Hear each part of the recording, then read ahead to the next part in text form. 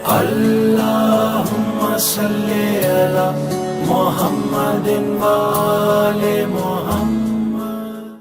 اعوذ باللہ من الشیطان اللعین الرجیم. بسم اللہ الرحمن الرحیم.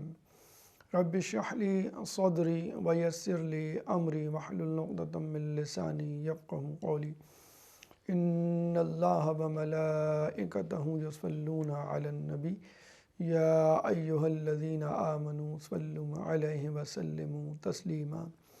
اللہم صل علی محمد وآل محمد وعجل فرجہم. ایام فاطمیہ پوری دنیا میں تمام تر عزت احترام کے ساتھ منائے جا رہے ہیں، اور اس عظیم ہستی کو دنیا کے سامنے جس کی شخصیت بنہا رہی پیش کیا جا رہا ہے کہ کس طرح، کس ظلم کے ساتھ، کس پریشانی کے ساتھ، کس مصیبت کے ساتھ اس عظیم ہستی نے اس دار فانی سے کوچ کیا. یہ وہ ہستی ہے کہ جو وجود تخلیق علی ہے، اور یہ علی کی ہستی ہے جو سبب وجود رسول اللہ، اور ان کی ہستی سبب وجود کائنات، کہ جو ایک حدیث قدسی سے ظاہر ہے. اللہ تعالیٰ رسول کو مخاطب ہو کر کہتا ہے کہ لولاک لما خلقت الافلاک. پھر علی کے لیے فرماتا ہے لولا علی لما خلقتک. اور پھر جناب سیدہ کے لیے اللہ فرماتا ہے لولا فاطمۃ لما خلقتکما. اے رسول، اگر تم نہ ہوتے تو میں کائنات تخلیق نہ کرتا، اور اے علی تم نہ ہوتے تو میں محمد کو تخلیق نہ کرتا، اور اے فاطمہ اگر تم نہ ہوتی تو میں دونوں کو تخلیق نہ کرتا. یہ حقیقت ہے کہ جب آدمی کسی شخص کے لیے گھر بناتا ہے، اگر وہ شخص ہی موجود نہ ہو تو پھر گھر بنانے کا فائدہ. تو رسول کی وجہ تخلیق، کاز آف کریشن، تو ہمیں اس طرح سمجھ میں آ جاتا ہے. پھر جب اللہ کہتا ہے کہ اگر علی نہ ہوتے تو میں تم کو تخلیق نہ کرتا، کیونکہ رسول کی تمام تر محنت، رسول کی لائی ہوئی شریعت کی حفاظت کا کوئی محافظ نہ ہوتا تو پھر رسول کا شریعت کو لانا فضول تھا. ایک آدمی خزانہ جمع کرے، ایک گھر میں جمع کرے، اور پھر اس گھر کو بغیر محافظ کے چھوڑ دے، تو فائدہ کیا اس خزانے کو جمع کرنے کا؟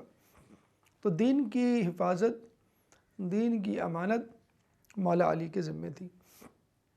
پھر اگر ہم دیکھیں، جیسے کہ دنیا میں بھی کہا جاتا ہے کہ ہر کامیاب مرد کے پیچھے ایک عورت کا ہاتھ ہوتا ہے، تو علی کی کامیابی، چاہے وہ جنگ کے میدان کی کامیابی کیوں نہ ہو، خود جناب سیدہ کی مرہون منت تھی. کیونکہ اگر جناب سیدہ کی مکمل حمایت اور اس میں آپ کی حوصلہ افزائی شامل نہ ہوتی تو علی شاید یہ معرکے سر انجام نہ دیتے.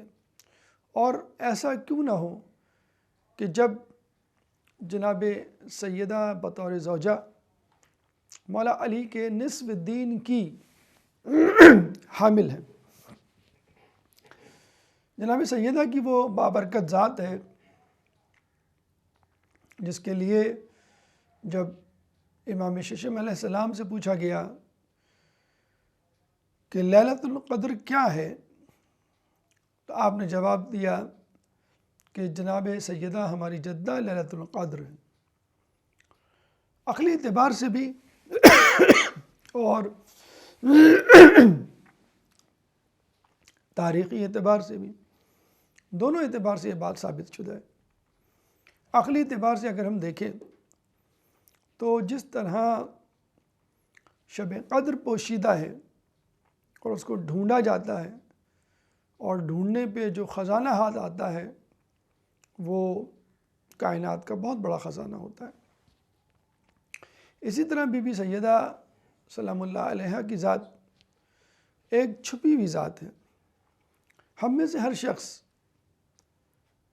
چاہے اس کے گھر کی خواتین یعنی ماں، بہن، بیٹی، بیوی کتنے ہی اعلیٰ درجے کی باتقویٰ، باحجاب، نیکوکار خاتون کیوں نہ ہوں، اس کا تذکرہ سننا یا سنانا پسند نہیں کرتا چار لوگوں میں، چاہے جائے کہ ذلت و رسوائی، مصیبت یا مظالم کی داستانیں۔ تو یہ کیسے ممکن ہے کہ خود ائمہ اپنے گھر کی خاتون اور وہ بھی اپنی جدہ کے محاسن چار لوگوں میں بیان کریں؟ یہ تو محاسن کی بات ہوئی، فضائل کی بات ہوئی۔ واٹ اباؤٹ مظالم؟ وہ تو کوئی بھی نہیں برداشت کرے گا کہ لوگوں کو بتائے جائیں اور مزید شرمندگی کا سامان پیدا کیا جائے۔ تو یوں ہم کہہ سکتے ہیں بی بی کے فضائل اور بی بی پر ہونے والے مظالم جو کچھ ہمیں معلوم ہے، just tip of the ice برگ جسے کہتے ہیں کہ ہیں، اس سے زیادہ نہیں۔ شاید یہ مصائب کسی حد تک روز محشر تشت اسبام ہو، بی بی کے فضائل اور ان کا مقام روز محشر کسی حد تک تشت اسبام ہو، لیکن مکمل طور پہ معرفت خدا، اس کے رسول اور ان کے جانشینوں کو ہی ہو سکتی ہے۔ پھر ہم دیکھتے ہیں بیوی کے جہاں محاسن اور مصائب مخفی رہے، اسی طرح بی بی نے اپنی قبر کو بھی پوشیدہ رکھا تاکہ لوگ جو ہے وجہ معلوم کر سکیں کہ کیا ایسی ناراضگی تھی کہ بی بی نے مرنے کے بعد بھی یہ گوارہ نہیں کیا کہ ان پہ ظلم ڈھانے والے لوگ ان کی قبر پر آئیں۔ اور یہ بھی کیا عجیب بات ہے کہ قدرت نے آپ کی شہادت کو بھی پوشیدہ رکھا۔ کچھ روایتوں کے مطابق 75 دن 75 ڈیز، اور کچھ روایتوں کے مطابق 95 دن 95 ڈیز۔ اور اس کی وجہ کیا ہے؟ اس کی وجہ عربی میں نقاط کا نہ ہونا۔ خط کوفی میں جو زمانے میں راج تھا، نقاط یا نقطے نہیں ہوا کرتے تھے، تو 95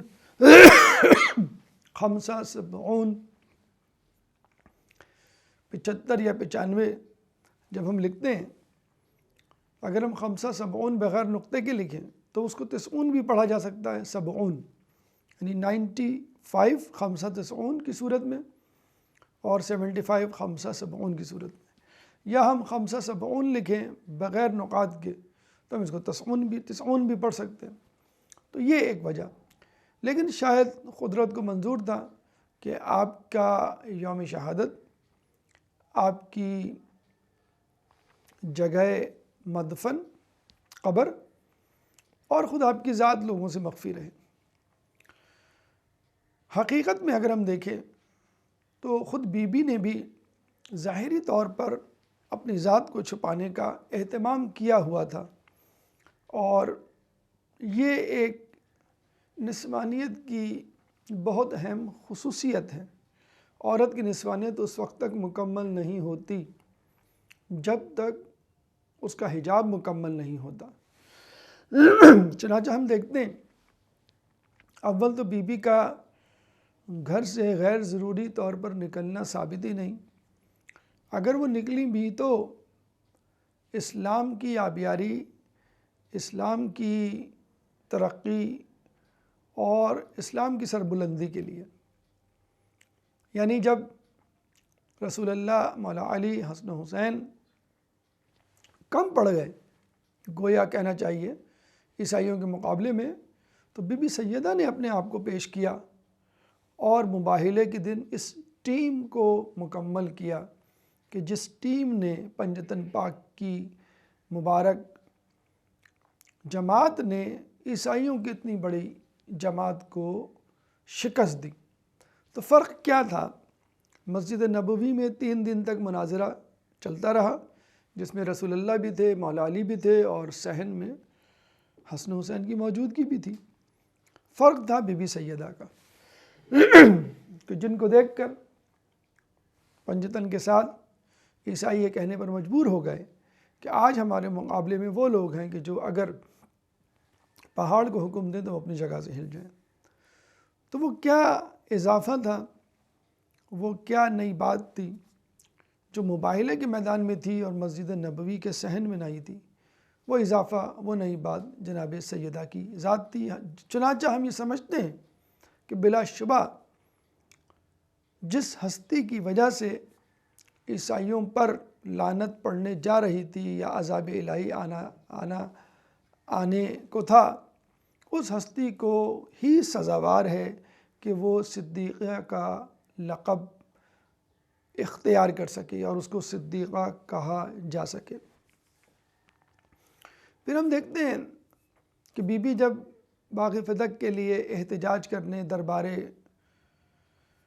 خلیفہ کے پاس جاتی ہیں تو اپنے ہی جیسے قد و کاٹ کی 8 خواتین کو اپنے ساتھ لے کر چلتی ہیں جو سرتاپا حجاب میں ہوتی ہیں، اور اس طرح بی بی کو گھیرے ہوئے ہوتی ہیں کہ بیوی ان کے درمیان چھپ سی جاتی ہیں اور معلوم ہی نہیں چلتا ان میں سے کون بیوی ہے۔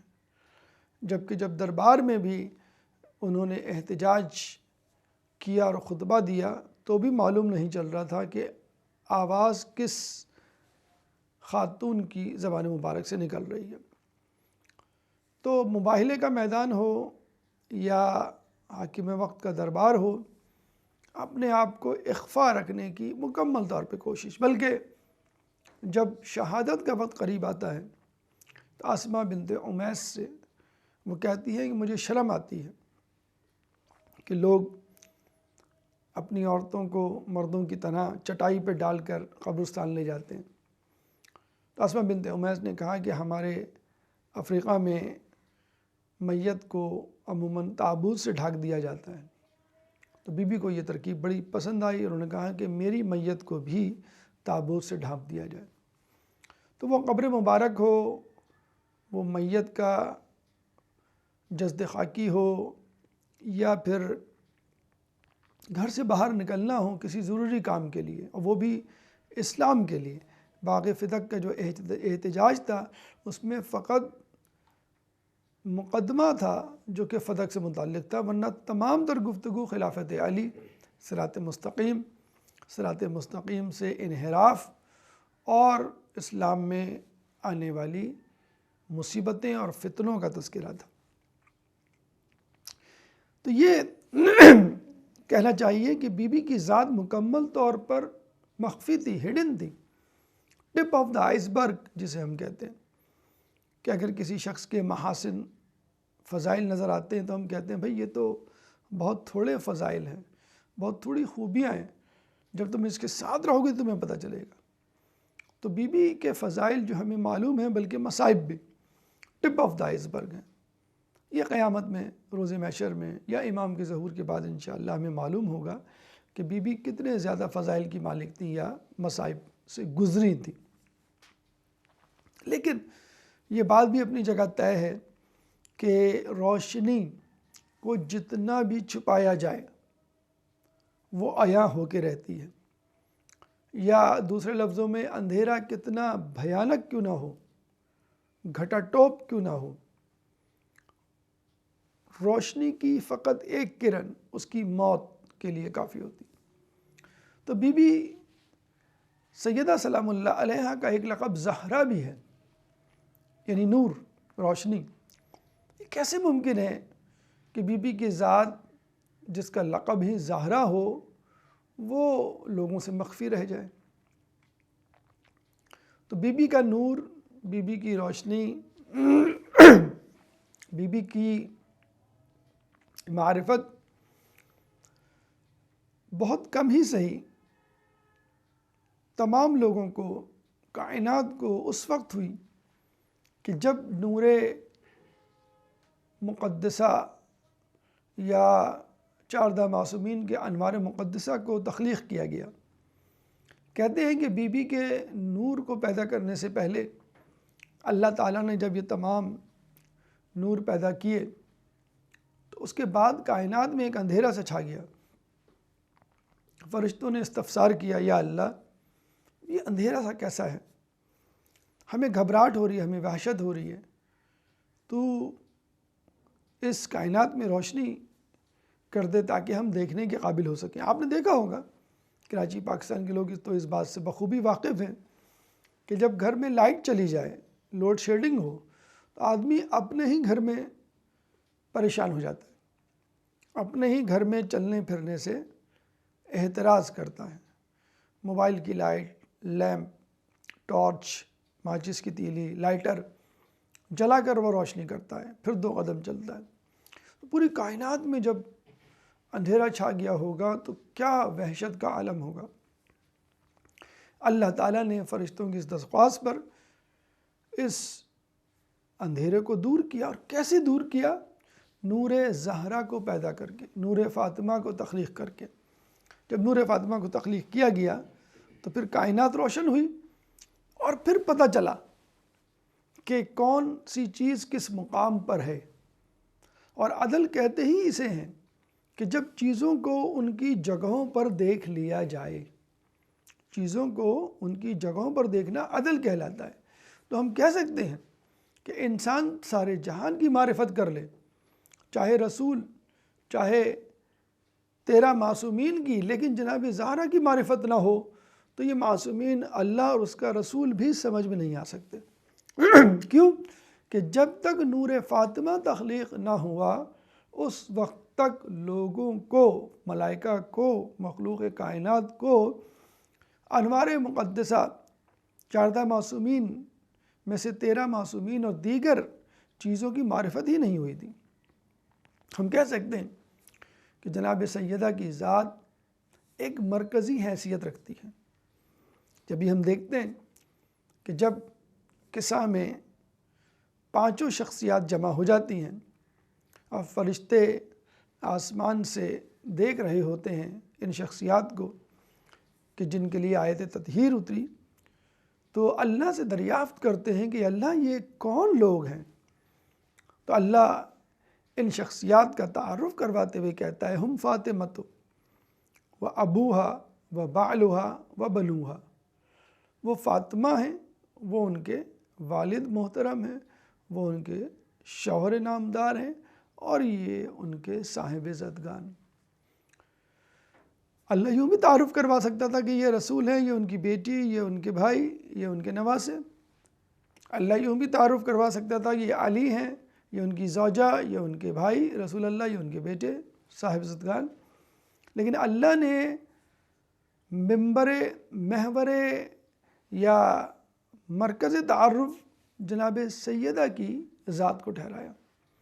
اور اسی لیے ہم دیکھتے ہیں کہ جب قریش نے رسول اللہ کو چیلنج کیا لسانیت عرب، لسانیت زبان عربی کے حوالے سے، تو وہ اپنا تمام کلام لے کر آ گئے، شعراء کا، ادباء کا، محققین کا، اور چیلنج کرنے لگے کہ تم اپنے قرآن کو پیش کرو۔ تو اللہ تعالیٰ نے پورا قرآن کو نہیں پیش کیا، اللہ تعالیٰ نے کسی بڑی طویل سورہ بقرہ کو نہیں پیش کیا، اللہ نے سورہ فاتحہ کو نہیں پیش کیا، سورہ مریم کو نہیں پیش کیا، سورہ رحمان، سورہ توحید کو نہیں پیش کیا۔ اللہ نے اگر پیش کیا تو قرآن کی مختصر ترین سورہ کوثر کو پیش کیا، اور لوگوں کو بتلایا کہ اس سورہ کوثر کے مقابلے میں تمام کلام عرب ہیچ ہے، چہ جائے کہ قرآن۔ اب سوال یہاں یہ پیدا ہوتا ہے کہ اللہ تعالیٰ نے تمام قرآن کو چھوڑ کر سورہ کوثر کو کیوں پیش کیا؟ اس کا ایک جواب تو یہ ہے کہ اگر کسی استاد سے کہا جائے کہ بھی فلاں امتحان دینا ہے، فلاں لوگوں کو ہرانا ہے، آپ اپنا ایک اسٹوڈنٹ دے دیجئے، تو یقیناً وہ استاد اپنا بہترین طالب علم پیش کرے گا۔ اسی لیے اللہ تعالیٰ نے اپنے کلام کی، اپنے قرآن کی، اپنی کتاب فرقان کی سب سے بہترین سورہ حوالے کی، یا یوں کہہ لیجئے کہ جس کو سورہ کوثر سمجھ میں آ گئی اس کو پورا قرآن سمجھ میں آ گیا، اور یوں کہہ لیجئے کہ جس کو بی بی سیدہ سلام اللہ علیہا کی ذات سمجھ میں آ گئی اس کو تمام اسلام سمجھ میں آ گیا۔ جب بھی ہم کہتے ہیں علی کے قاتل عبد الرحمن ابن ملجم، لیکن اس کے پیچھے بھی تو کسی کا ہاتھ تھا۔ امام حسن کے قاتل جودہ بن عشعث، لیکن اس کے پیچھے بھی تو کسی کا ہاتھ تھا۔ امام حسین کا قاتل حرملہ، لیکن اس کے پیچھے بھی تو کسی کا ہاتھ تھا۔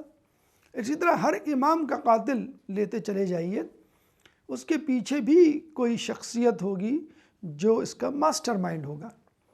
اسی لیے ہم کہتے ہیں کہ اسلام کو تکلیف نقصان پہنچانے والے ماسٹر مائنڈ کو تلاش کرنا چاہیے۔ اگر آپ بی بی سیدہ سلام اللہ علیہا کے قاتلوں تک پہنچ جائیں گے تو آپ کو تمام ائمہ کے قاتلوں کے پیچھے چھپے ماسٹر مائنڈ کا پتہ چل جائے گا۔ اسی لیے ہم کہتے ہیں کہ ایام فاطمیہ ایام عزائے محرم سے کچھ کم نہیں۔ ایام محرم میں تو فقط ایک ظلم منکشف ہوتا ہے، آشکار ہوتا ہے، امام حسین علیہ السلام کے قاتل، جبکہ ایام فاطمیہ میں ان تمام مقتولین شہداء ائمہ کے قاتلوں کے اوپر سے پردہ ہٹتا ہے، ان کے چہرے سے نقاب ہٹائی جاتی ہے۔ اور جہاں تک بات ہے جناب سیدہ پہ ظلم کرنے والوں کی، تو اس کا اندازہ آپ اللہ تعالیٰ کے اس رویے سے لگا سکتے ہیں کہ اللہ تعالیٰ کو ظلم تو بہت دور کی بات، کوئی ایسی مثال بھی نہیں پسند کہ جس میں جناب سیدہ کا نام لیا جائے اور ایک منفی تصویر کشی کی جائے، مفروضے کے طور پہ ہی صحیح، اللہ کو نہیں پسند۔ رسول اللہ نے صلی اللہ علیہ وآلہ وسلم کے سامنے جب ایک عورت جس نے چوری کی تھی لایا گیا تو آپ نے اس کے ہاتھ کاٹنے کا حکم دیا۔ اس کا نام اتفاقاً فاطمہ تھا۔ لوگوں نے کہا یہ بہت بڑے سردار کی بیٹی ہے، آپ اس کا ہاتھ نہ کاٹیں۔ تو رسول اللہ نے فقط سمجھانے کے لیے اہمیت کو، عدل کی اہمیت کو کہا لو ابنتی فاطمہ، اگر میری بیٹی فاطمہ بھی ہوتی، اس نے چوری کی ہوتی تو میں اس کے ہاتھ کاٹتا۔ اب دیکھیے اسٹوڈنٹ ہیں بہت سارے، ایک اسٹوڈنٹ ہمیشہ فرسٹ آتا ہے اور استاد اس سے کہے کہ اگر تم نے بھی محنت نہیں کی تم بھی فیل ہو جاؤ گے، بات تو صحیح ہے، لیکن اس اسٹوڈنٹ کو بہت گرا گزرے گا کہ میں ہی رہ گیا تھا ایک ایگزامپل کے لیے، میں نے تو کبھی محنت سے جان نہیں چرائی۔ ایک باپ اپنے فرما بردار بیٹے کو کہتا ہے کہ اگر تم نے شیطانی کی تو میں تمہیں سزا دوں گا، تو وہ بیٹا تھوڑا سا رنجیدہ خاطر ہو جائے گا کہ بابا میں تو کبھی آپ کی نافرمانی نہیں کرتا، میں تو آپ کی ہر بات مانتا ہوں، آپ ایسا کیوں کہہ رہے ہیں، چاہے مثال کے طور پہ کیوں نہ۔ تو یقیناً بی بی سیدہ سلام اللہ علیہا کے دل پہ ایک غم، ایک اداسی چھائی ہوگی، حالانکہ رسول اللہ بھی اپنی جگہ صحیح تھے، لیکن یہ اداسی، یہ رنجیدگی اللہ تعالیٰ کو پسند نہیں آئی۔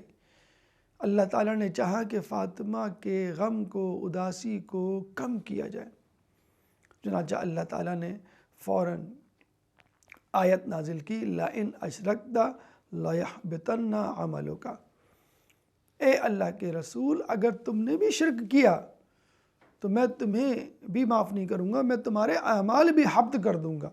کہاں رسول، کہاں شرک، جس نے فقط 13 سال توحید کی دعوت دی۔ قولوا لا الہ الا اللہ تفلحوا، کہو لا الہ الا اللہ اور فلاح پا جاؤ۔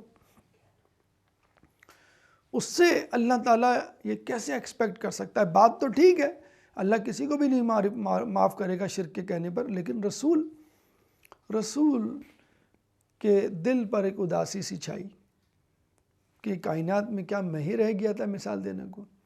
لیکن مثال دینا بھی ضروری تھی، ویسے بھی شرک کی اہمیت کو سمجھانے کے لیے بھی، اور جناب سیدہ کی اداسی کو دور کرنے کے لیے۔ ہم گھر میں دیکھتے ہیں ایسا کہ مثلاً ماں جو ہے وہ اپنے بیٹے کو ڈانٹتی ہے، بچہ رونے لگتا ہے یا بچہ اداس ہو جاتا ہے، تو بچے کا دادا یا نانا دیکھ رہا ہوتا ہے سب کچھ، تو وہ اپنی بیٹی کو، یعنی نانا اپنی بیٹی کو یا بچے کی ماں کو ڈانٹتا ہے کہ تم میرے بچے کو کیوں ڈانٹتی ہو؟ تو آپ نے دیکھا ہوگا وہ بچہ رونا ختم کر دیتا ہے کہ امی نے مجھے ڈانٹا، امی کو ابو نے ڈانٹ دیا یا سرزنش کر دی۔ تو فاطمہ کی اداسی کو کم کرنے کے لیے اللہ تعالیٰ نے رسول کو اداس کر دیا کہ جناب سیدہ کہیں کہ اگر میری مثال دی ہے تو رسول کی بھی تو مثال دی ہے اللہ تعالیٰ نے۔ اب رسول اللہ رنجیدہ خاطر ہوئے، اب اللہ سوچ میں پڑ گیا کہ اب میں کیا کروں، اب میں کس ہستی کو ناراض کروں کہ رسول اللہ کی ناراضگی کو کم کیا جا سکے، ان کی اداسی کو کم کیا جا سکے۔ اور آپ کو معلوم ہے رسول سے اوپر تو کوئی نہیں۔ بعد قصہ مختصر بعد از خدا بزرگ توئی، کہ قصہ مختصر یہ ہے کہ اللہ کے بعد بس رسول ہیں۔ چنانچہ اللہ تعالیٰ نے اس دفعہ اپنے آپ کو اداس ناراض کرنے کی ٹھانی اور کہا لو کان فیہما الا اللہ لفسدتا، اگر اس کائنات میں ایک سے زیادہ خدا ہوتے تو اس میں فساد پڑ جاتا۔ سورہ انبیاء۔ تو اللہ تعالیٰ نے یہ مثال کیوں دی؟ دیکھیں یہ ایک بات آبویس ہے، اگر بیوی اپنے شوہر سے بے وفائی کرے تو شوہر ناراض ہوگا، لیکن شوہر یہ بات کبھی اپنی زبان سے نہیں کہتا۔ اگر میں نے تمہیں کسی اور کے ساتھ دیکھا تو میں تم کو علیحدہ کر دوں گا یا تمہیں جو ہے وہ آنکھ کر دوں گا، طلاق دے دوں گا۔ اس کی زبان سے یہ نکل نہیں پاتا، وہ اس کی غیرت نہیں گوارا کرتی کہ وہ یہ جملہ بھی ادا کرے۔ تو رسول نے بات کو سمجھانے کے لیے جناب سیدہ کی مثال دی، لیکن ان پہ اداسی چھائی ان کے دل پر۔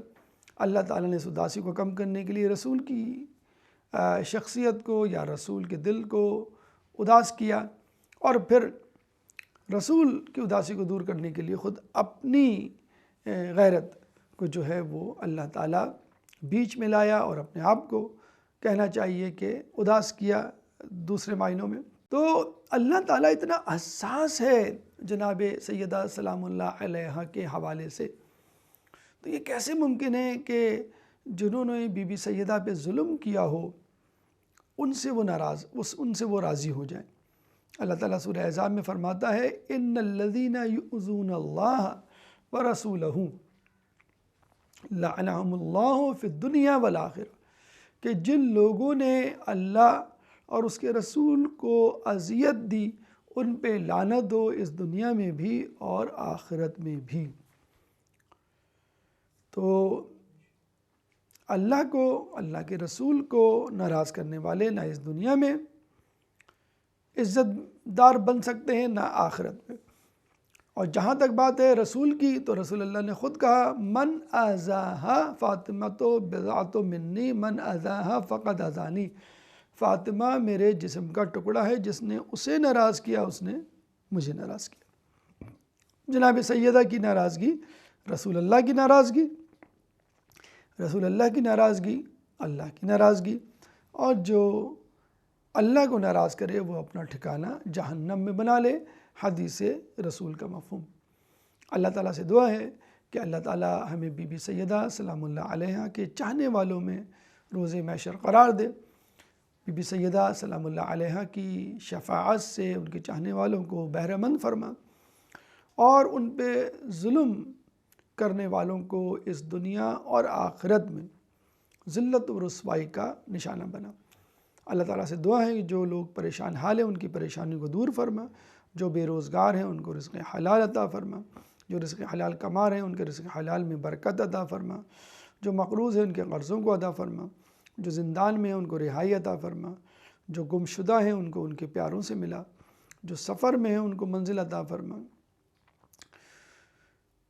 مسلمان دنیا میں جہاں جہاں ظلم و ستم کا نشانہ بنے ہوئے ان سے ظلم و ستم کو دور فرما، امام کے ظہور میں تعجیل فرما، ہمیں ان کے انصار و اعوان میں شامل فرما۔ ربنا تقبل منا انک انت السمیع العلیم وتب علینا انک انت التواب الرحیم برحمتک یا ارحم الراحمین۔ اللہم صلی علی محمد وآل محمد، اللہم صلی علی محمد वाले